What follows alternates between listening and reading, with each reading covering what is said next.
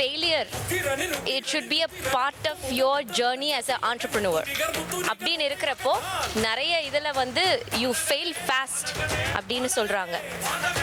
But to take it a step further, I'm going to be introducing a speaker, our first speaker of the day.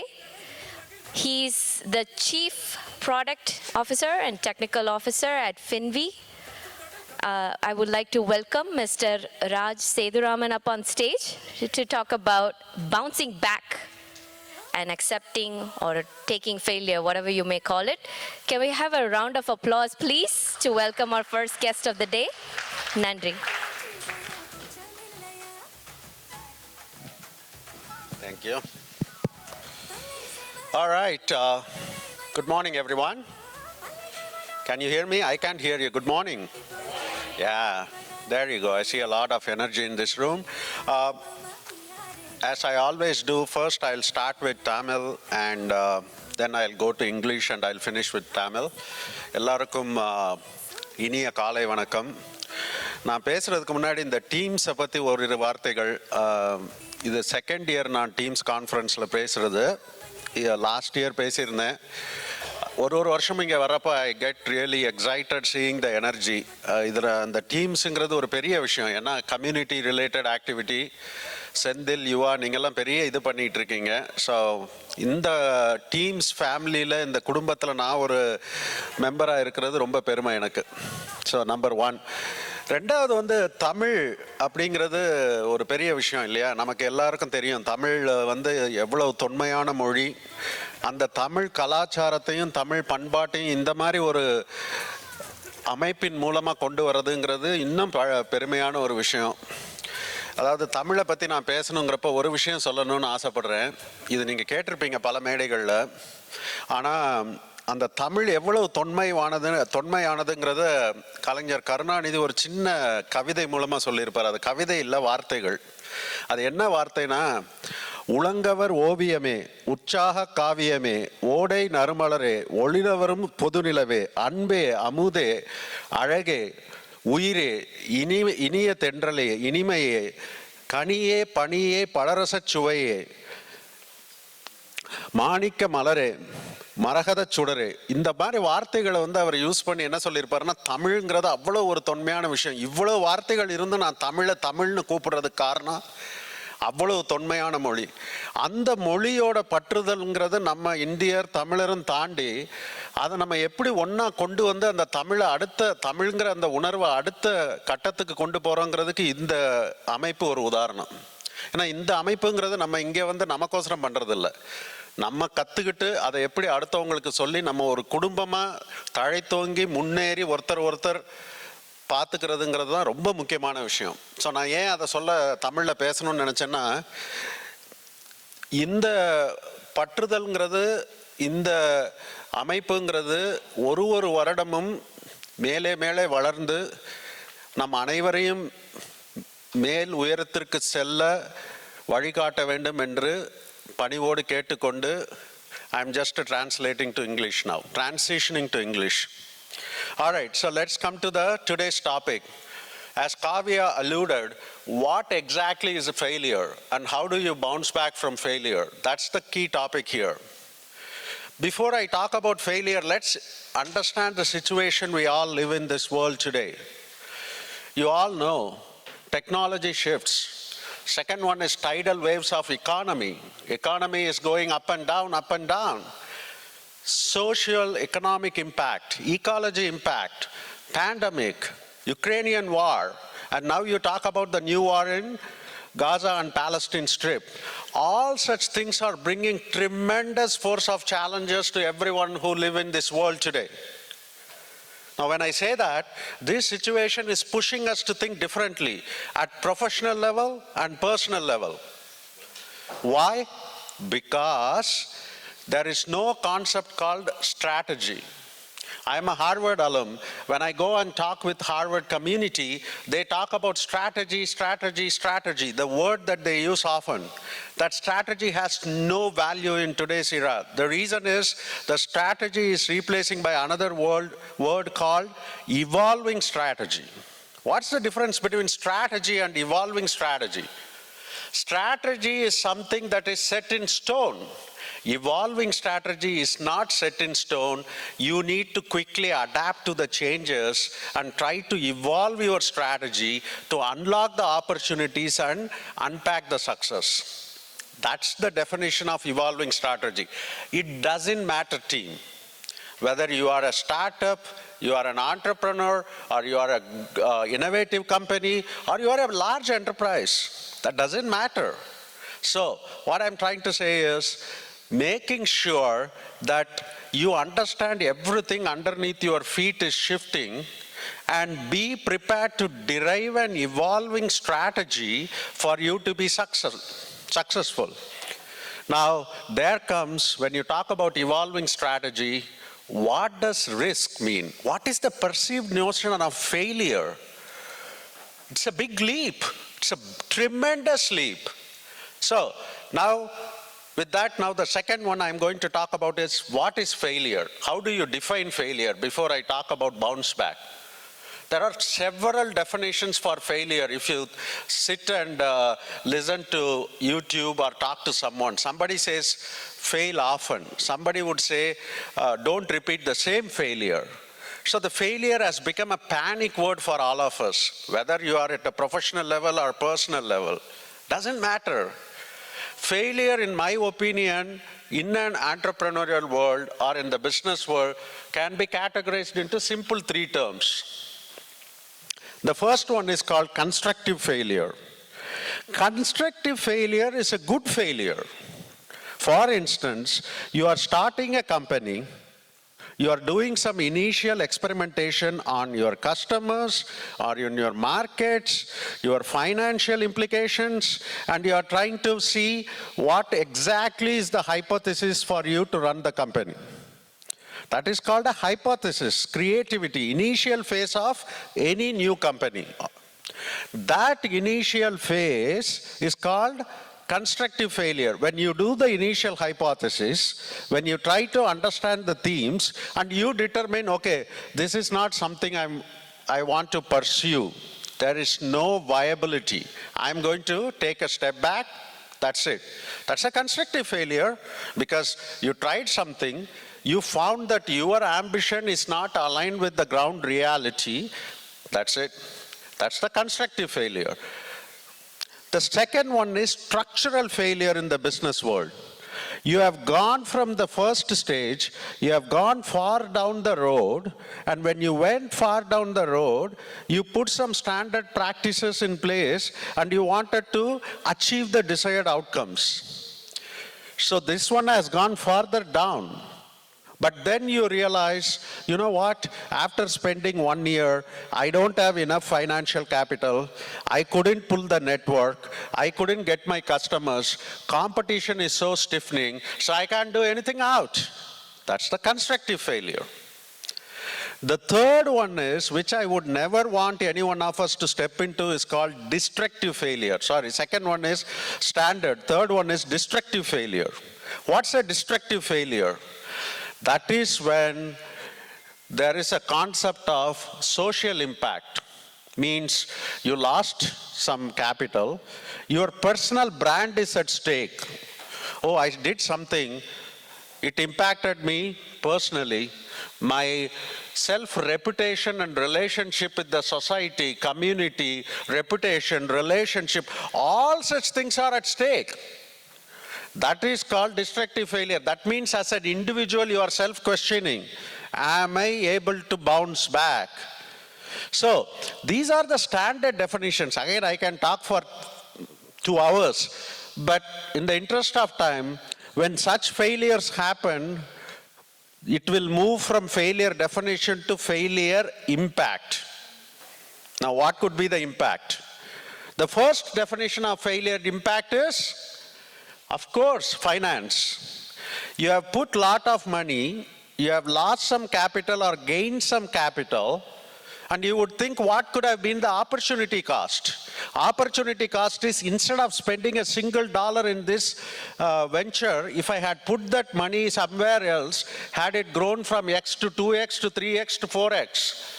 So that capital loss is the first cause for any human being. You don't want to lose money.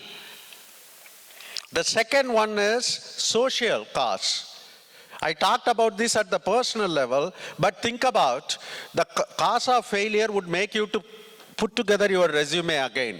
Oh, I tried it for 2 years. I have to go and sit in front of a new company and interview panel, and they're going to grill me. So that social cost on rebuilding your career is a big one.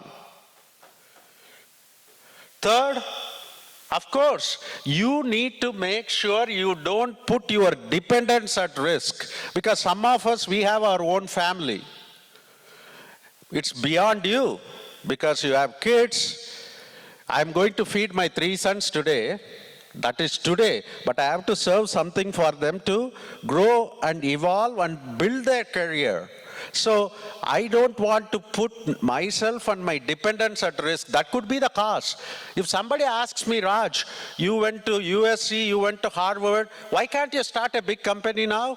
There is a sense of financial freedom. That is, we are emotionally bound to fulfill the responsibilities as a father, as a son. So there is an element of pressure that would push us. So these are the causes of failure. So we talked about definition, we talked about causes. Let me hit on what could we do differently, because sky is the limit when it comes to opportunities. What are the ways you can bounce back from failures?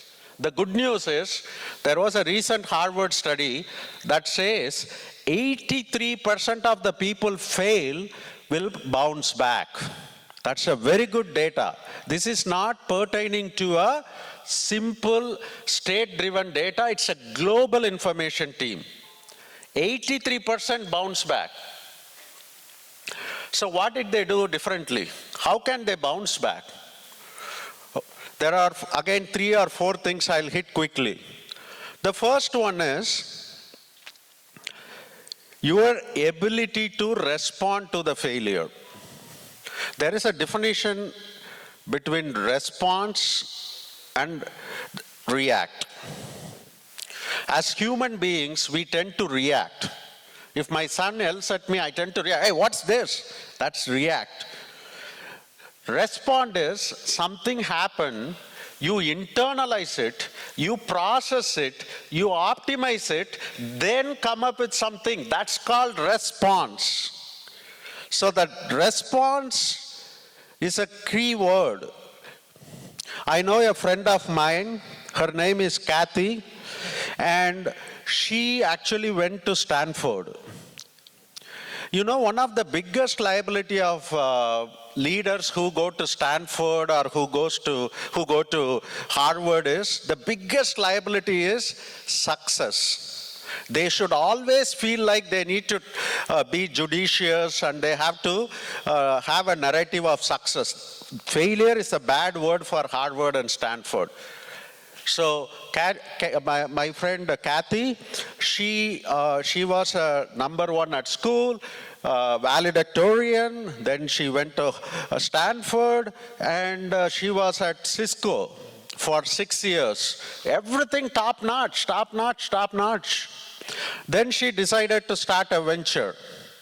And she said, I'm going to start this, and I'm going to make a global impact. I want to be a successful CEO. I want to grow this. She started a company. Again, she did one thing wrong. This is another way to bounce back. When you start a company, you have to play by your strengths. Don't venture something you don't know. If somebody asks me to start a restaurant business, it might have a potential to grow the revenue and profit by 5x, but that is not in line with strengths. She started something in line with her strength, network. But that company couldn't succeed. 3 months, 6 months, she couldn't succeed. You wouldn't believe. After that, suddenly she disappeared from LinkedIn, and we used to have a global alumni meet, and she didn't show up. And I was talking to another friend of mine. She said, Raj, she got totally devastated. She could not show up her mentally because she couldn't take failure. That was not the keyword she never used to. How come I failed? Number one, I went to Stanford, how come I failed? So, after that experience, what happened was she had to go for yoga, meditation. She had to completely do a soul searching.